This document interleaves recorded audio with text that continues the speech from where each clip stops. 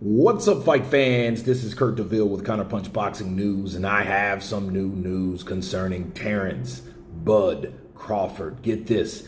Crawford on Spence. He said this is the fight where it leaves no doubts whatsoever about Crawford and his skills. Terence Crawford has done his best to navigate his career through a sea of dubious voices and perpetual chastisement. At the age of 34, Crawford boastfully walks through his estate with countless world titles littered in every room. While proud of his achievements, Crawford resume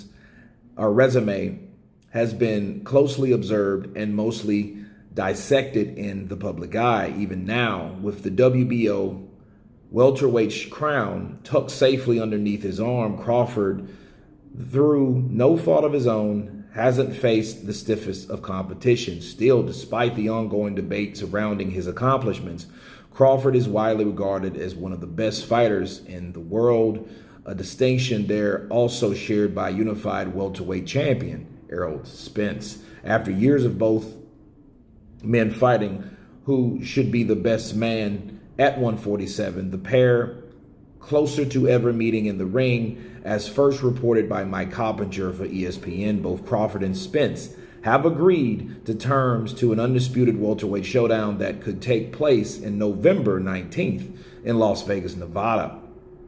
And this is what Crawford had to say. He said, "I feel like this is the fight where it leaves no doubt whatsoever about Terence Crawford and his skills, his career, and it leaves it all to rest," said Crawford.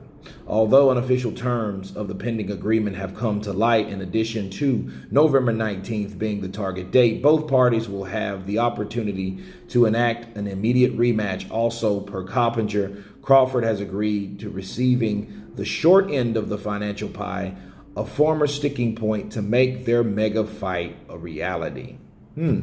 Let me counterpunch. I would say so.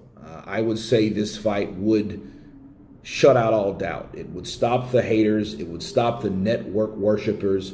It will stop the other side of the street bandwagon cheerleaders, on both ends, actually. I think that Terence Crawford is a guy that came to 147 not knowing what he was getting himself into. I think if he knew it was going to be this hard, he probably would have just went to 154.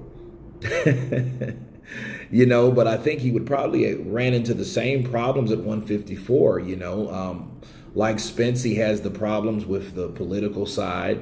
And I think at 154, he would have his problems with Jermell Charlo.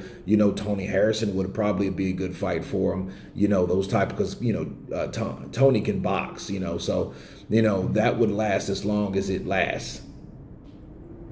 But I think the competition or lack of competition that he fought was the fact that a lot of the PBC fighters were all at welterweight, and they were all managed or quote unquote advised by Al Haymon. And because of that, Al Haymon, in the relationship with his former promoter, Bob Arum, wasn't a real good or real strong connection. So therefore, he didn't get those fights like he wanted to.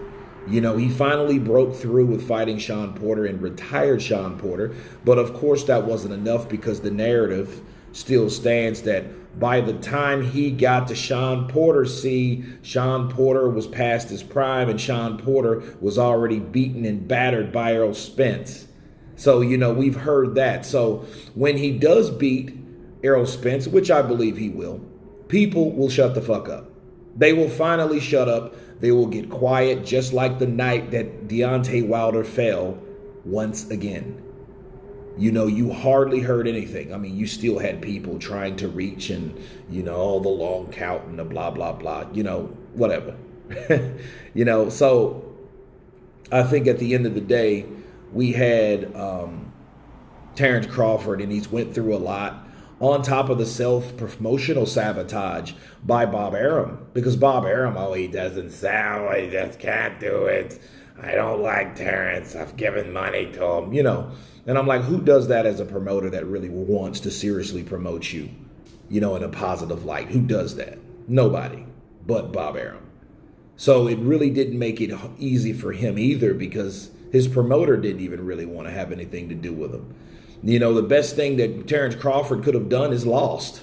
Because then if he loses, you know, then they can throw him under the bus, or he can fall through the cracks like Demetrius Andrade and guys like that didn't really get an opportunity. Michael Hunter, those guys. You know, even though Michael Hunter's fighting Huey, you know, so that's a good thing. You know, shout out to him. But as far as the elite level, you know, Terence Crawford was just too legit to quit, you know, and I feel that at the end of the day, Terence Crawford has a lot to prove, especially when he's finally able to get something that a lot of fighters weren't. Okay. But my honest opinion about Crawford's resume at 154 was pretty damn impressive. You know, I don't even really see that, okay, Amir Khan, that's a good name on the resume, because, I mean, if it's good enough for Danny Garcia or Canelo Alvarez, surely it's good enough for Terence Crawford, right? Kell Brook, okay, he also fought Errol Spence, which Errol Spence took the IBF strap from him in the UK. So, again, same rules apply. So that's another one. Mean Machine, undefeated fighter, you know, that gave Victor Ortiz hell. Who else? Jeff Horn, which dethroned Manny Pacquiao yet again, and he had to clean up Manny Pacquiao's mess by stopping him in round 9. Okay, so that's 4 names right there. Then you had Sean Porter. I'm sure you had someone else. I just can't remember who that is right now.